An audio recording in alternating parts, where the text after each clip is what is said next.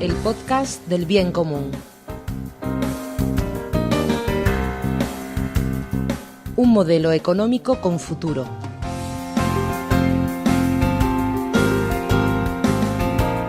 Ya estamos aquí de nuevo, te damos la bienvenida a este programa número 2 del podcast del bien común.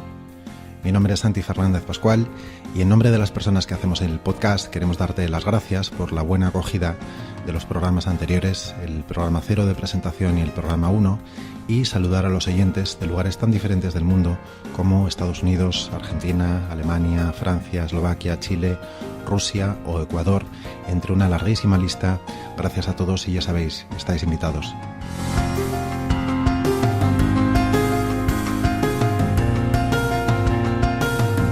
Antes de seguir con el programa de hoy, queremos contarte que en nuestro blog, podcastdelbiencomún.blogspot.com, hemos añadido un formulario llamado Participa en el podcast para que este programa sea cada vez más colaborativo. En él podrás proponernos los temas que más te interesen en cada una de las secciones del programa o presentarnos a personas que pueden tener algo interesante que contar, porque tus opiniones nos importan. Durante la próxima hora hablaremos con personas que están cambiando el mundo. Este es nuestro sumario para hoy. Al final del programa hablaremos con Javier Goicoechea sobre una de esas creencias muy implantadas en nuestra sociedad. Las empresas están para ganar dinero. Antes, Marian Martínez nos habla en la sección EBC en la práctica de una asociación ya auditada y de la que dejamos el enlace a su balance del bien común en el blog. En Oír, Ver y Pensar, Bryce Padín nos recomienda un documental que aúna belleza y reflexión sobre la condición humana. Pero antes de todo esto, comenzamos charlando sobre un tema al que volveremos recurrentemente y que hoy da título a nuestro programa: ¿cómo hemos llegado hasta aquí?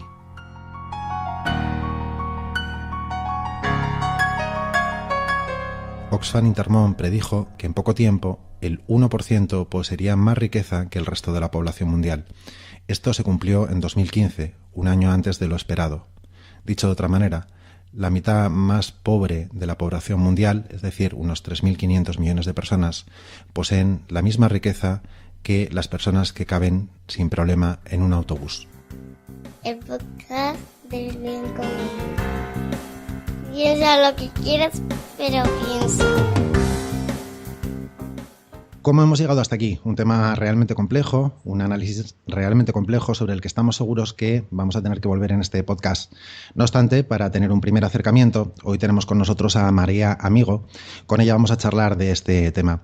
María profesionalmente se dedica a impulsar la inserción sociolaboral de personas a través de programas de formación, asistencia técnica y acompañamiento en la creación de empresas, labor que compagina con el asesoramiento en gestión a pymes, así como con una labor docente. María, bienvenida. Gracias por invitarme. Pues nada, vamos allá. María, una pregunta realmente compleja y amplia. Desde tu punto de vista, ¿qué factores han influido decisivamente en la situación actual? Bueno, pues la verdad es que los factores son muchos, ¿no?, los que pueden haber influido en la actual situación, pero a mi entender, básicamente serían la liberación de los mercados, la crisis medioambiental en la que nos encontramos y el cambio que ha habido, ¿no?, de utilizar el dinero como fin y no como medio, que es para lo que se creó. De acuerdo. ¿A qué nos referimos? ¿Qué significa eso de regularización de los mercados y en qué tendencia estamos en este momento, según tú? Bueno, realmente hablamos de una liberalización de los mercados. Supongo que todos conocemos la famosa, el famoso vocablo de la globalización, ¿no?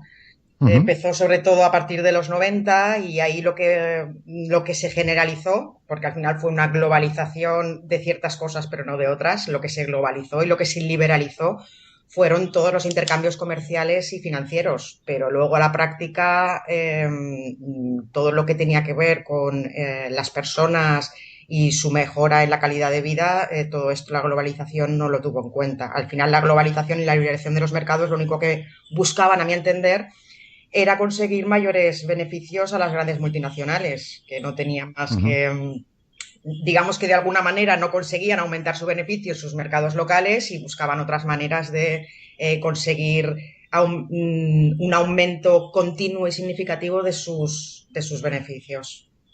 Claro, y para ello decidieron hacerlo pues a través del comercio, perdón, lo que en sí no es bueno ni es malo, depende de con qué fines lo hagamos, ¿no? Claro, porque tú imagínate que todas las grandes multinacionales, porque al final la globalización parece que a nivel económico ha beneficiado sobre todo a las grandes multinacionales. Pues tú imagínate que todas estas multinacionales en aquellos países a los que se fueran pagaran unos salarios y tuviesen unas condiciones de trabajo más dignas, ¿no? Las personas a las que contratan. Pues de alguna manera esta globalización sí que provocaría que mejorase la vida de las personas a nivel global, pero no está siendo así, sino lo que hacen es que se aprovechan de salarios y condiciones más laxas en la contratación para ellos aumentar su beneficio y lo que no hacen es socializar este beneficio, ¿no? Socializar el que pueda mejorar la calidad de vida de todas las personas a nivel planetario. A pesar de que no hay demasiado interés en que nos enteremos, ya están los medios de comunicación la negociación de tratados como el CETA o el TTIP. ¿Qué significan estos tratados en este proceso? ¿Qué fase, hacia dónde nos llevan? Bueno, yo no soy experta en estos tratados, pero bueno, lo que conocemos, los que hemos leído por lo menos por encima y intentamos estar al tanto en los movimientos que se van dando, es que se le da la llave a hacer prácticamente lo que quieran una vez más a las multinacionales, ¿no? Si una multinacional entra en un país y hay algún tipo de regulación que ella considere que puede afectar a sus intereses, pues puede incluso saltarse la legalidad que haya en cada uno de los países y esto no se puede permitir. Otra de las cosas que puede afectar es, pues por ejemplo, con el TIP, que es entre Estados Unidos y Europa, pues hay productos que quizás vienen de Estados Unidos que no van a tener la misma regulación o los mismos controles que nos hemos dotado aquí en Europa. Digamos que nosotros garantizamos una serie de requisitos que quizá los productos que vengan a través de este tratado no los cumplan. Otro de los factores que nos mencionabas al principio es la crisis medioambiental. ¿Es un factor? ¿Es una consecuencia? Pues yo creo que realmente son las dos cosas, en el sentido de que vivimos en un planeta finito y no se puede estar produciendo y utilizando los factores que nos da la naturaleza de forma indefinida, ¿no? Pero sí que de alguna manera también es una consecuencia precisamente por esta globalización económica que hemos hablado, ¿no? O sea, hay un montón de personas que están con necesidades incluso de alimentos, pero en los países desarrollados tiramos muchísima comida a la basura, o sea que realmente estamos utilizando más recursos de los que necesitamos y solo incluso disminuyendo la producción que tenemos hoy por hoy de alimentos se podría abastecer a todo el planeta si se controlara bien y no se desperdiciara tantos alimentos y tantas cosas para que pudiese llegar a todos, ¿no? Entonces, yo creo que es un factor con el que contamos, es decir, vivimos en un planeta finito y la desmesura de la superproducción y el consumismo que caracteriza a las sociedades desarrolladas lo acrecenta, o sea, digamos que aún más en la crisis medioambiental en la que estamos, que parece que poco a poco las grandes potencias van asumiendo que ya estamos en esa crisis, que hace unos años Estados Unidos y China no lo veían, no lo decían abiertamente y parece que poco a poco, vamos a ver si no llegamos tarde, ¿no? Pero parece que poco a poco los grandes países, las grandes potencias van dándose cuenta de que realmente hay que poner el freno por algún lado. Por desgracia, el profesor José Luis San Pedro hizo una predicción en su momento y decía que si esto no se para por la razón, se parará por la catástrofe. Exacto. No sé si estamos un poco en esa dirección, es un poco lo que apuntas. Sí, claro, porque es que además ya no solo es que los recursos son finitos, sino que estamos generando una cantidad de basura que el planeta no es capaz de absorber. Entonces viene por los dos lados. Entonces realmente sí que en algunos países hay una auténtica catástrofe. O sea, por poner un ejemplo solo, todo lo que es basura electrónica va en contenedores día tras día a puertos de África y están ahí generando que es una desmesura y realmente yo creo que hay muchos países que ya están en la catástrofe. No es que esté por venir, sino que ya están en la catástrofe. Y aquí mismo en España El cambio climático, bueno, yo creo que sí que se está notando. Hay zonas de España en las que no llueve desde hace muchos meses y si Ujú. haces una comparativa en los últimos años, se ve que disminuyen los flujos de agua y de todo, vamos, de una manera muy alarmante. El cambio climático, otro factor que, como decías, hasta hace no mucho algunos gobiernos pretendían desmentir Ujú. o pretendían decir que no tenía base, ¿no? Muy bien, el tercer elemento que queríamos analizar, María, era ese enfoque del dinero como fin. ¿Qué ha pasado con el dinero? ¿En qué momento hemos perdido el norte? Es decir, los medios han pasado a ser el fin. Bueno, pues una vez más es el afán este, ¿no? De la acumulación del dinero por acumular, del que nunca estar satisfecho con lo que tienes, sino que siempre querer más y más. Y de alguna manera esto lo que ha hecho ha sido desvirtuar el concepto del dinero, que no es otra cosa que un medio de pago. Digamos que el dinero nunca puede dar la felicidad ni nunca puede aportar nada más allá de lo que intercambias con él. Entonces, Ujú. o sea, yo creo que el problema vino cuando se empezó a desregular sobre los 70, 80, 90 el mercado financiero de una manera muy, muy exagerada. Aparecieron los derivados, las ganancias a corto plazo, o sea, de una semana, o sea, los inversores querían meter 100 y que la semana siguiente tener 200 o 150. Bueno, yo tampoco soy experta en estas cosas, ¿no? Pero también para que te hagas una idea, algún dato, en 1980 de todos los flujos financieros que se movían a nivel internacional representaban el 20% del PIB de, por ejemplo, Estados Ujú. Unidos. Actualmente representan el 200% del PIB, ¿vale? Y Ujú. otro dato también que a mí es el que, bueno, a mí supongo que a mucha gente, el que más me impacta, que solo entre un 5 y un 10% de las transacciones financieras que se realizan están relacionadas directamente con operaciones comerciales o la inversión, es decir, están relacionadas directamente con la economía real. Y Ujú. esto es lo que ha creado, pues bueno, todas las crisis financieras recurrentes que si no cambian las cosas seguirán existiendo además yo creo que cada 10, 5, 10 años y de aquí de esta espiral no vamos a salir como sigan las cosas así. Ujú. Un gran ejemplo de que todo se compra y se vende en esta sociedad, por ejemplo, es el acceso al Congreso de los Estados Unidos, que en principio es libre, es una cuestión de hacer cola, pero ¿qué pasa? Que, claro, algunos lobbies que tienen interés en participar o en asistir a las sesiones, mejor dicho, no disponen de ese tiempo o lo quieren gastar en ganar dinero. Sin embargo, hay personas que, por estar desempleados, por ejemplo, pues tienen ese tiempo. Así que al final esas colas están formadas por desempleados, por personas que necesitan un poquito de dinero, que hacen cola para que finalmente sean los lobistas los que estén asistiendo a las sesiones del Congreso. ¿Hay algunas cosas que deberían de quedar fuera del mercado, María? Hombre, por supuesto, este es un ejemplo muy claro, la verdad es que lo desconocía, Ujú. pero no sé, es que para mí es algo tan básico como que en Estados Unidos, por ejemplo, no haya educación pública o sanidad pública para todos. O sea, es que para Ujú. mí la sanidad tiene que salir del mercado. O sea, es una cosa para mí muy, muy, muy básica, pero está demostrado que el neoliberalismo y muchas potencias mundiales siguen empeñados en todo lo contrario, ¿no? En mercantilizarlo todo y entonces al final, pues, digamos que las personas menos pudientes o más desfavorecidas son las que siempre, una vez más, salen perdiendo. Efectivamente. Cuando la sanidad se compra y se vende, cuando los derechos de educación se compran y se venden y además pertenecen a fondos de inversión, estos lo que quieren Ujú. son Rentabilidad. rentabilidad y negocio, sobre todo a corto plazo.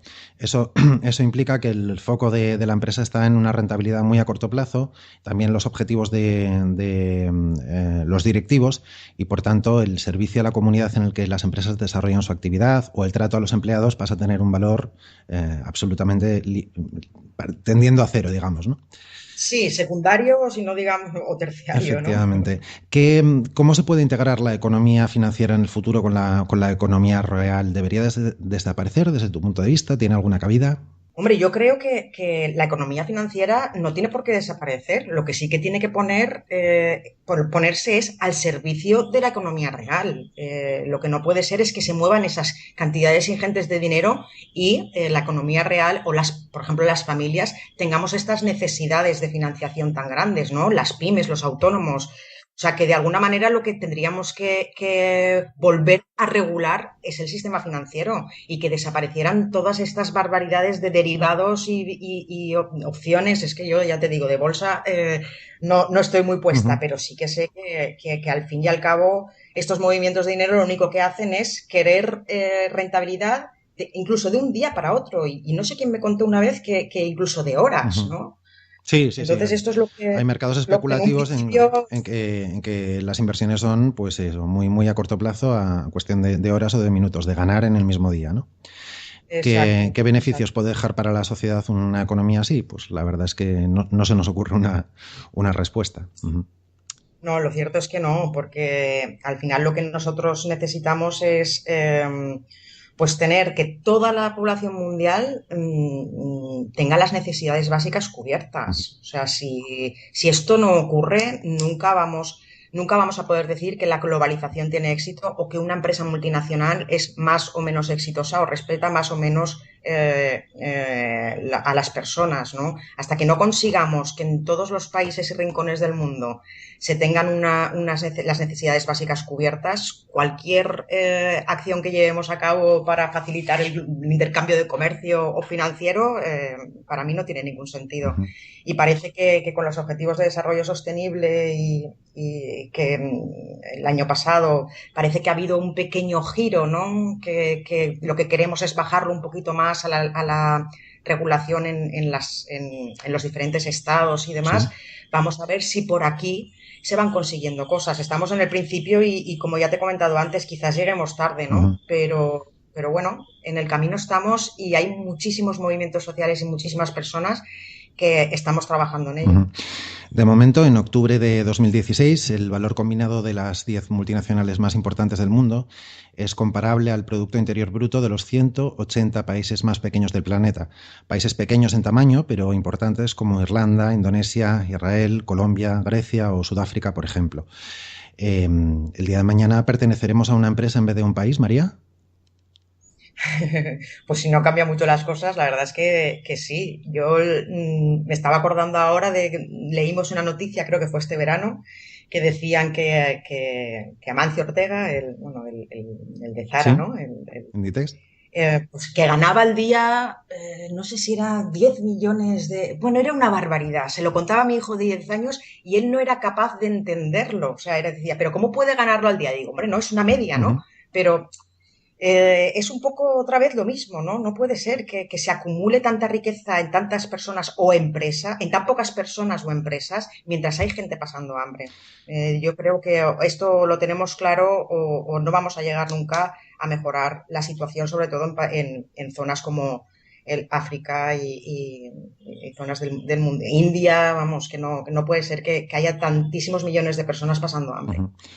Según augura el periodista Nick Dearden, dice que a este ritmo de crecimiento bastará solo con una generación, quizá la de tu hijo, María, para que el mundo esté Ujú. dominado por grandes corporaciones, que indudablemente, cuando el dinero lo manda todo, pues serán mucho más poderosas que la política y la voluntad de los pueblos. Bueno, yo creo que ya estamos ahí, ¿eh? Ujú. Yo no lo veo en el futuro, yo lo veo ya. Incluso solo con la capacidad que tienen de influir a través de los medios de comunicación, la publicidad. O sea, nuestros hijos están expuestos a una cantidad de información que yo creo que ya va a ser complicado revertirlo. O les apagas la tele y les desconectas, o yo creo que ya estamos ahí. Yo no Estamos. lo veo de futuro, yo lo veo ahí, Sí, ¿eh? ¿no? Mucha gente dice que son las grandes multinacionales las que al final dictan algunas regulaciones o algunas leyes que aprueban los estados. Ante esta situación tan compleja, no sabemos muy bien qué es lo que se puede hacer. Lo seguiremos charlando en diferentes programas, pero desde tu punto de vista, María, ¿por dónde podríamos revertir esta situación? ¿Por dónde podríamos empezar? Hombre, pues para mí yo creo que las empresas hoy por hoy son el motor, digamos, de la economía y yo creo que tiene que haber un cambio en la cultura empresarial, tanto de multinacionales como de pymes, de autónomos, de que todo, que sí, que nosotros tenemos que ganar dinero, por supuesto, que nuestras actividades comerciales tienen que reportarnos un dinero para poder sobrevivir, pero siempre tenemos que tener en cuenta lo que nuestras acciones repercuten en las personas con las que entramos en contacto, ya sean otras empresas como proveedores, nuestros clientes, nuestros trabajadores o incluso generaciones futuras en función, dependiendo del tipo de empresa que hagas. María, muchísimas gracias por tu tiempo y nos volveremos a escuchar seguro. Muchas gracias a vosotros. Hasta la próxima. Hasta pronto.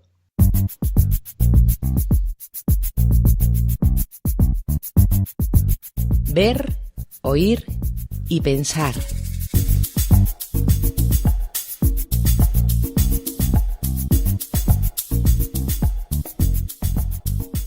Vamos a, como siempre, a recomendaros un recurso. En este caso es a través de nuestro invitado Brais Padín, que es de formación ingeniero industrial, aunque él prefiere definirse como ingeniero social. Ha finalizado recientemente el curso de consultor de la economía del bien común y dice que tiene una misión en la vida de ser feliz y hacer feliz a la gente que le rodea. Bienvenido al podcast del bien común, Brais. Muchas gracias, Santi. Pues nada, Brais, cuéntanos, ¿cuál es tu recomendación? Mi recomendación es el documental Human, del director francés Jean Arthus Bertrand, que no sé si he pronunciado muy bien, pero bueno. A mí me encantó y me parece un súper regalo para los sentidos en general. Yo no sabía quién era el director, pero luego indagando un poco más, ahora entiendo el porqué de esa preciosidad de documental, que es quien escribió, hay un libro que se hizo bastante popular, bastante famoso, en el que había una portada de como un corazón, que luego he sabido que eran unos manglares por Nueva Caledonia, y que se titulaba La Tierra desde el aire, que eran todo imágenes tomadas desde el aire, y realmente es una preciosidad. Y este mismo director creo que ha tenido otros documentales ya con bastante reconocimiento, ¿verdad? Sí, hay uno que sí que he visto, que era el Planet Ocean, sobre el mar, los océanos, el agua en general, y otro que se llama Home, que tengo pendiente de verlo. Para esto son documentales, pero son películas, porque realmente son de hora y pico la duración. Es formato documental por lo que cuenta, pero que realmente es una película. Muy bien, centrémonos en Human, que es tu recomendación. ¿De qué nos habla Human? De los humanos, claro, de la condición humana, como el propio título dice. Y el documental o película parte de una pregunta inicial que se hizo el propio director de qué es lo que nos hace humanos, qué es lo que nos diferencia del resto de seres vivos, y se cuestiona pues si es el amar, si es el que luchamos o que nos reímos o el llorar, o característica de la curiosidad o la búsqueda de descubrimientos. Y pues bueno, a través de las distintas entrevistas, que se dice que entrevistaron a más de 2.000 personas, entre hombres y mujeres, en 60 países diferentes, pues intenta dar respuesta a estas preguntas, al que nos diferencia como humanos. ¿Human forma parte de una trilogía, Brais? Sí, son 3 volúmenes de hora y 20 cada uno, igual son como 3 películas, y el primero se centra en temas como el amor, las mujeres, el trabajo y la pobreza. El segundo se centra en la guerra, el perdón, la homosexualidad, la familia y la vida después de la muerte. Y el tercero en la felicidad, la educación, la discapacidad, la inmigración, corrupción y el significado de la vida. Pues, como ves, es súper vasto y muy amplio todos los distintos temas que toca, porque, bueno, para mí, sinceramente, lo que habla propiamente el documental en sí es de valores. Habla de los valores humanos y bastante, como muy concretamente, yo los extrapolo a los valores que se rigen en la matriz de la economía del bien común, hablando de la dignidad humana, por encima de todo, evidentemente, pues lo que toca es un poco el tema principal, sobre la solidaridad, ya que la despierta, cualquiera que vea el documental, empatizas con casi todos los entrevistados. El tema de la sostenibilidad ecológica también lo toca, porque también hay bastantes imágenes de estas aéreas que lo hicieron famoso a él sobre la Tierra, y sitios espectaculares, preciosidad. Ujú. También el valor de la justicia social, ya que se reflejan muchas injusticias, bueno, a nivel de estas mujeres, la homosexualidad, las guerras, la pobreza.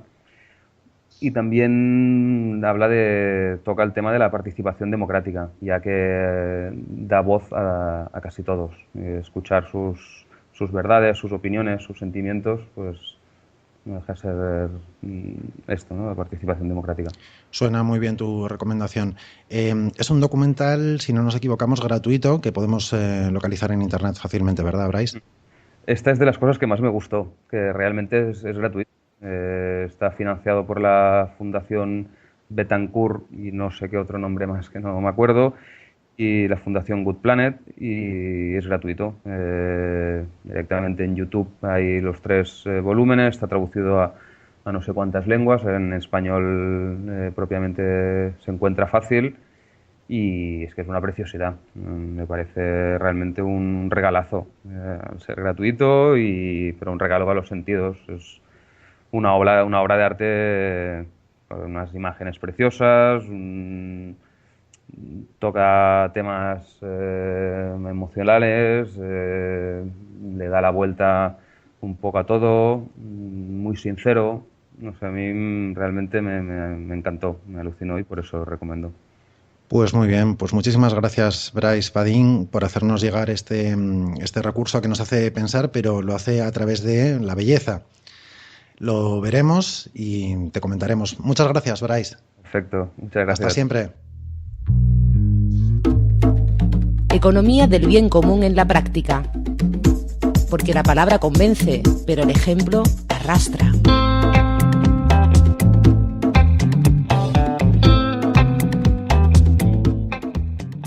Hoy charlamos con una invitada muy especial. Marían Martínez Santos es licenciada en Ciencias Ambientales por la Universidad de Córdoba y especialista en producción ecológica.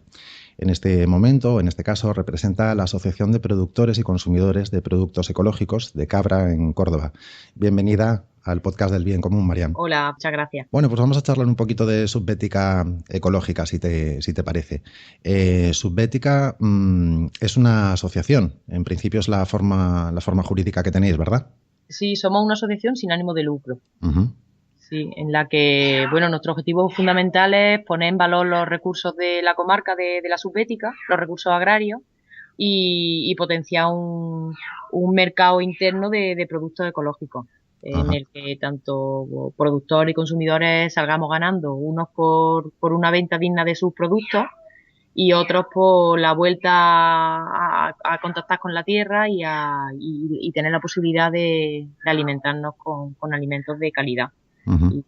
Y bueno, toca el tema un poquito de soberanía alimentaria que a los consumidores tanto nos preocupa. Si acudimos a vuestra página web, vemos que tenéis el eslogan de Alimentos por el Bien Común, lo cual ya nos da una idea bastante clara de qué hace la asociación, ¿no? Sí, bueno, esa concretamente ha sido una pequeña campaña que hemos hecho para trasladar al consumidor final cuáles son los valores de Subbética Ecológica y que entienda que cuando compra una cesta a uno de los productores de Subbética Ecológica o compra un producto en alguna de las tiendas socias de Subbética Ecológica, detrás de esa lechuga, detrás de ese tomate, va algo más que el mero hecho de ser un producto ecológico, que ya es suficiente en cuanto a respeto al medio ambiente, respeto a la salud.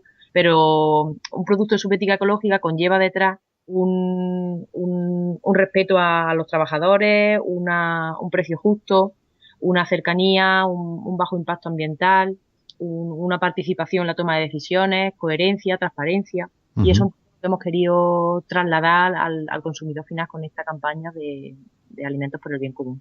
Uh-huh. Muy bien, pues vamos a ponernos en la piel de un consumidor que se interese por vuestra asociación, un consumidor que en vuestro caso sería un hipotético socio. Uh-huh. Y entonces acudimos a vuestra página web y vamos a partir de la información que ya está publicada.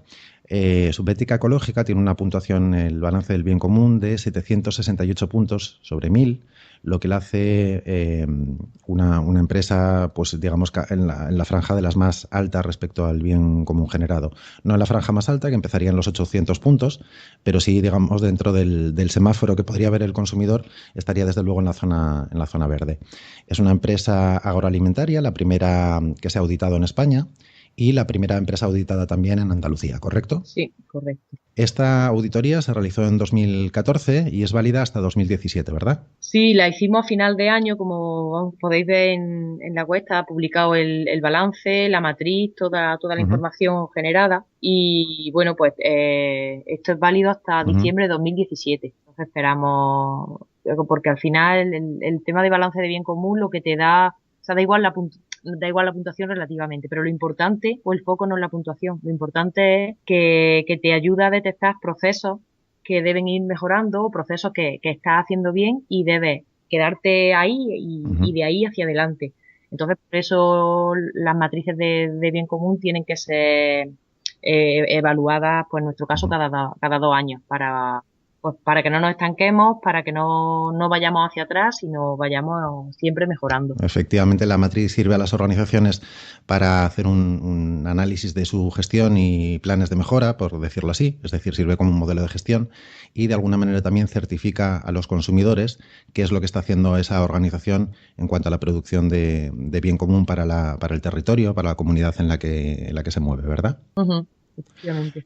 Muy bien, pues entre las, no sé si obligaciones o es voluntario, la publicación de la matriz y del balance del bien común, un informe detallado de lo que hacéis en cada uno de los criterios que se analizan. Es publicable.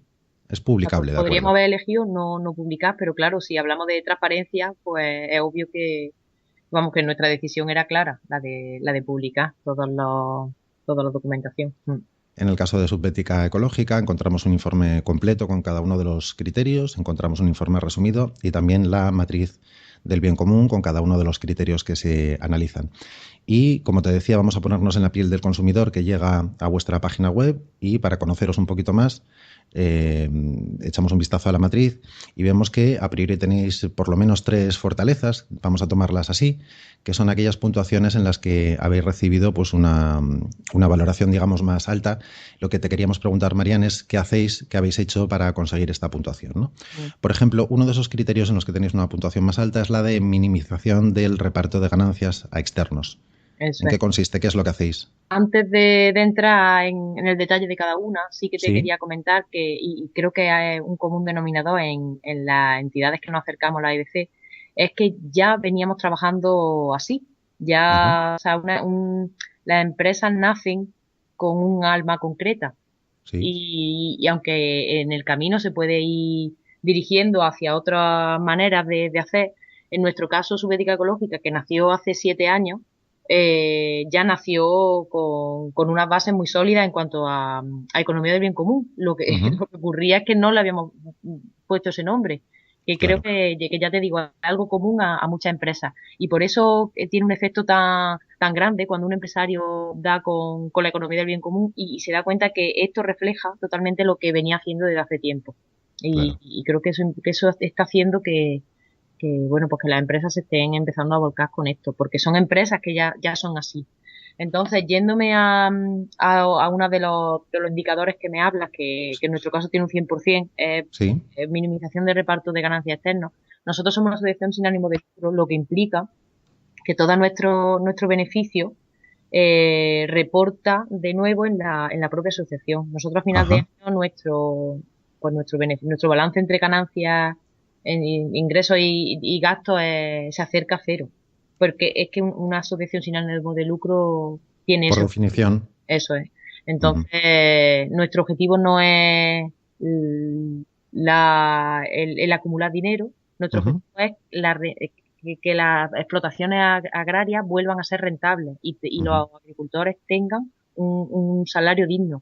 Entonces, ese sí que es nuestro objetivo, y que nuestros trabajadores tengan un salario digno. Entonces, no queda un hueco para ganancias. Si la hubiera, y de hecho hay años que el balance sale bien, se reinvierte, pues siempre hay cosas que mejorar, hay que mejorar sueldos, hay que mejorar porcentajes, en fin. o sea, en nuestro caso está claro. En el caso de otra empresa, de otra organización, este criterio mediría pues esa reinversión de los beneficios generados en la propia Bueno, actividad, los ¿verdad? propios socios, depende de la figura que que tenga la entidad. De acuerdo. Vámonos con otra fortaleza de Subética Ecológica, que sería el criterio llamado aportación a la comunidad. Ujú. Pues en nuestro caso tenemos ahí un alto porcentaje y fundamentalmente es porque el bien que nosotros tenemos o con el que trabajamos tiene unos claros beneficios para la comunidad. Desde el punto de vista, vamos, en grandes bloques, por ejemplo, en el tema de salud, Ajá. al ser un alimento de producción ecológica libre de plaguicidas químicos, pues es apto para un gran número de personas que tienen rescindidos los alimentos. Ujú. Entonces, tenemos socios de sensibilidad química múltiple, de fibromialgias, de fatigas crónicas, de enfermedades intestinales inflamatorias. Entonces, este plus que aporta nuestro bien a la comunidad es uno de lo que ha hecho que tengamos un porcentaje alto. No sé Ujú. si queda claramente Muy claro, Marian. Mu- explicado. Muy claro. Otro tema de aportación a la comunidad es el que está empezando pues a dignificar explotaciones agrarias pequeñas, familiares, que no que hasta hace muy poco con el modelo agroindustrial de monocultivo pues no eran rentables. Ujú. Entonces estamos aportando por la parte de salud y por la parte laboral. Eso es. Efectivamente, y además vamos a reseñar que la comarca de Cabra en los años 80 sufrió un abandono en general de los cultivos y una orientación al monocultivo y tal, bueno, pues un poco por el modelo económico de aquel momento y tal, que se ha vuelto a revitalizar desde hace unos años, Sí, ¿correcto? sí. La comarca es la Subbética y bueno, es una comarca que tiene un parque natural de origen calizo, entonces los manantiales, las cuevas, las urgencias, pues, hay montones. Entonces todos estos pueblos han estado siempre muy ligados a los cultivos de agua, Ujú. pues, a frutales, a huertas, pero siempre en explotaciones muy pequeñitas. Entonces con el modelo agroindustrial que tenemos no pueden trabajar el intensivo, no pueden trabajar grandes extensiones.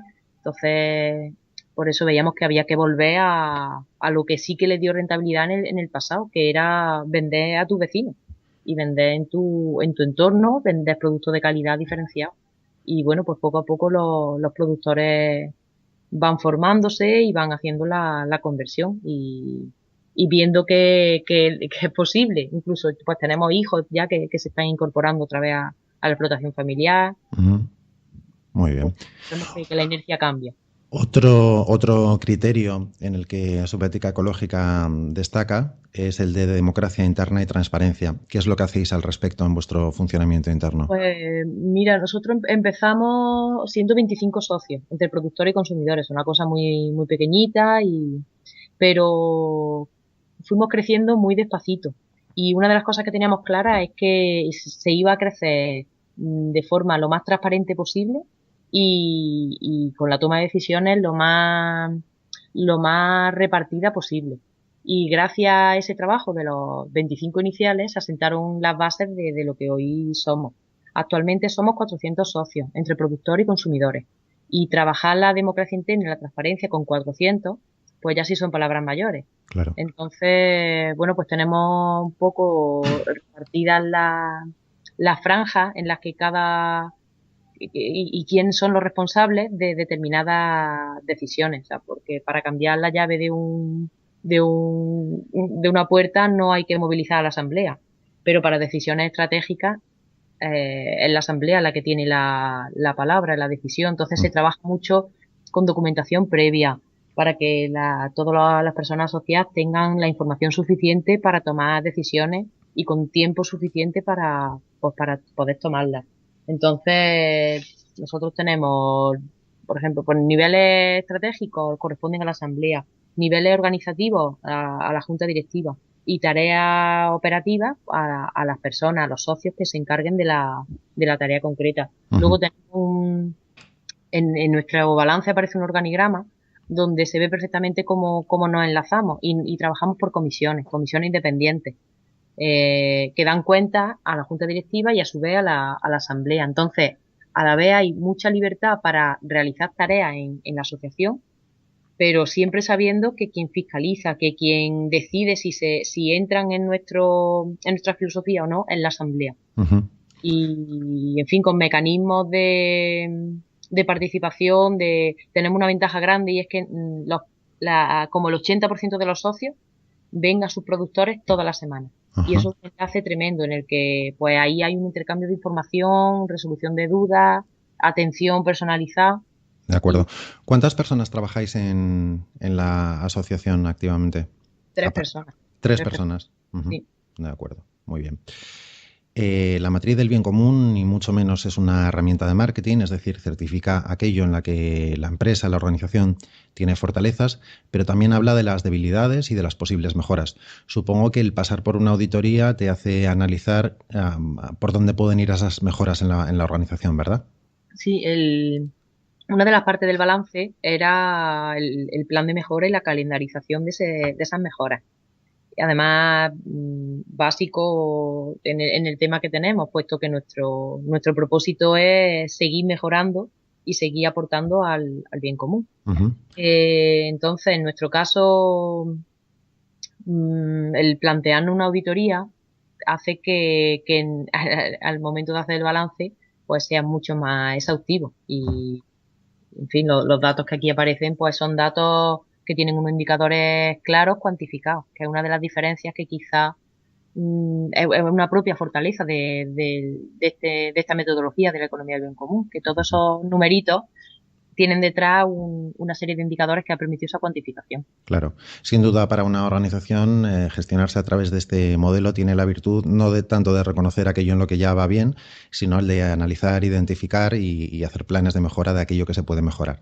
Tomemos un par de ejemplos para Subbética Ecológica, que podemos también, como decía, ver en vuestra página web a través de la matriz. Por ejemplo, transparencia social y participación en la toma de decisiones. ¿En qué momento os encontrabais en 2014 y cuáles son los planes de mejora asociados? Pues este ha sido un gran ejemplo de la relevancia que está teniendo el balance bien común para nuestra organización. Y es que en este indicador, o en este criterio, mejor dicho, se mide a mí me gusta más que llamarlo transparencia social y participación en la toma de decisiones, ¿Sí? me gusta englobarlo como trascendencia. Ajá. O sea, ¿a dónde llega Subbética Ecológica fuera de nuestro propio socio? Y nos faltaba trabajar en eso, nos faltaba trabajar con el público en general, nos faltaba trabajar con colegios, con organizaciones no ecológicas, pero sí agrarias, un poco el trascender. Ajá. Digamos con la comunidad que rodea el entorno en el que lleváis a cabo vuestra actividad, ¿verdad? Eso es, con el propio municipio, con otros municipios de la comarca. O sea, no, porque es verdad que tenemos muchísimas actividades, pero sobre todo temáticas de ecológico, con asociaciones afines, pero nos faltaba un poco esa trascendencia. Perfecto. Y bueno, ha sido poner el foco de atención ahí, porque vemos que es importante que la gente entienda que trabajar en red es importante, que hay gente a la que le motiva pues el tema de la salud, que hay gente que le motiva la recuperación de la economía local. Y bueno, pues desde que un poco hemos puesto el foco ahí, estamos trabajando mucho, estamos mejorando un montón ahí, implicándonos en otros sectores. Para eso ha hecho falta implicar muchos más socios. Muchos socios que algunos están con el tema de educación, otros con el tema de vecinos, otros con el tema de salud. Y bueno, pues llegando a más sitios, pero no por marketing, como tú decías antes, sino por compartir visiones con otras comunidades, con otros grupos. Otro criterio, otro aspecto en el que el balance del bien común que habéis publicado se propone planes de mejora es en el del reparto justo del volumen de trabajo. ¿En qué punto os encontrabais en el momento de la auditoría y qué planes estáis haciendo para mejorar? Bueno, pues nosotros estábamos en un punto y estamos todavía en un punto de transición hacia la profesionalización de la asociación.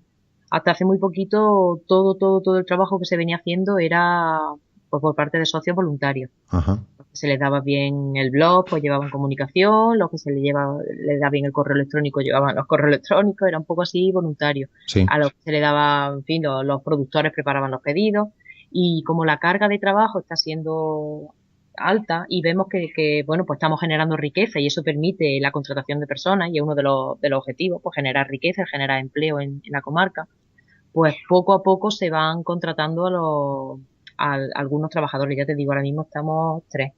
Y en ese momento se hizo una encuesta a los trabajadores para ver cómo se encontraban en cuanto a varios aspectos, pues cómo estaban de ánimo, por así decirlo, cómo estaban de comprometidos, cómo se sentían de valorados y también se les preguntaba cómo estaban de carga de trabajo. Todo muy bien, porque la motivación de los trabajadores es muy alta. Este es un proyecto que ilusiona, que tiene unos resultados no económicos, no tangibles, podríamos decir, pero sí unos resultados emocionales muy grandes y muy amplios. Ujú. Entonces la carencia era que los trabajadores estábamos Ujú. saturados Ujú. de trabajo, muchas tareas para pocos trabajadores. Entonces, bueno, pues esto se ha tratado en la asamblea última, puesto que es una decisión estratégica y ahora mismo es uno de los focos fundamentales de la asociación.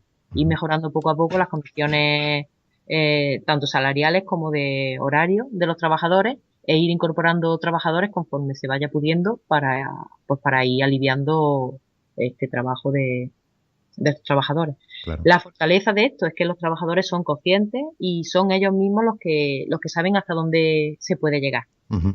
Pues Marian, nos decías al principio que Subbética Ecológica ya tenía esta filosofía desde su creación.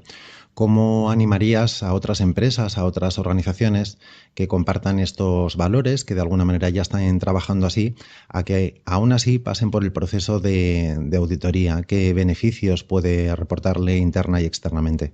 Pues veo que es fundamental dar luces de esperanza y demostrarnos a nosotros mismos que ni somos tan pocos los que hacemos las cosas bien y teniendo en cuenta a los demás, al medio ambiente y a la salud, ni somos tan pocos ni estamos tan locos. Y creo que eso es una de las cosas que las empresas con alma o con sentido y con valores puestos en primera línea, Sí. es un compromiso que tienen que adquirir. O sea, Ujú. no vale que yo haga bien las cosas y se quede solo adentro, es que tengo que contarlo. Pero Ujú. ya no solo por mi empresa, por el beneficio que yo pueda tener, porque los consumidores me van a elegir, porque eso, vale, eso son segundas que pueden venir bien. Es que es necesario contarle al mundo que las cosas se pueden hacer de otra manera y las empresas siguen siendo rentables, las empresas, en fin, reparten de beneficios o tienen sus cuentas saneadas. Ujú. Y creo que eso es uno de los compromisos que habría que tomar. Entonces, creo que las primeras empresas que van a empezar a hacer economía del bien común con la metodología y con auditoría y todo, pues son empresas que ya son economía del bien común. Ujú. Y yo le insisto mucho cada vez que hablo con algún empresario que sé que lo es, pues en eso, en que tiene que contárselo al mundo, para Claro. que el mundo vea que hay otras maneras de hacerlo y empecemos a recuperar un poquito la esperanza que muchas veces no se nos va, Esa es la filosofía de esta sección, EBC en la práctica, ver buenas prácticas, ver ejemplos ya prácticos, no de lo que puede ser, sino de lo que es. Así que nos quedamos con esa idea tuya de ni somos tan pocos, ni estamos tan locos. Marian Martínez Santos, muchas gracias en nombre de Subbética Ecológica por participar en este podcast del bien común y felicidades por vuestra iniciativa y que sigáis mejorando. Pues nada, muchas gracias y muchas gracias a vosotros también por la iniciativa de dar a conocer pues eso, las buenas prácticas en empresas para que podamos compartirlas y podamos ir aprendiendo unos de otros al final. Claro que sí. Gracias, Marian. Hasta siempre.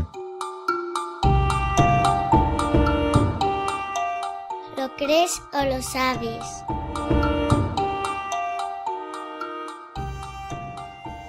Hoy en Lo crees o lo sabes nos visita Javier Goicoechea. Él es consultor organizacional en métodos productivos, comercio y personas en BI Consulting y en la asociación Plan Vico por el Bien Común. Javier, ¿cómo estás? Muy bien. ¿Y tú?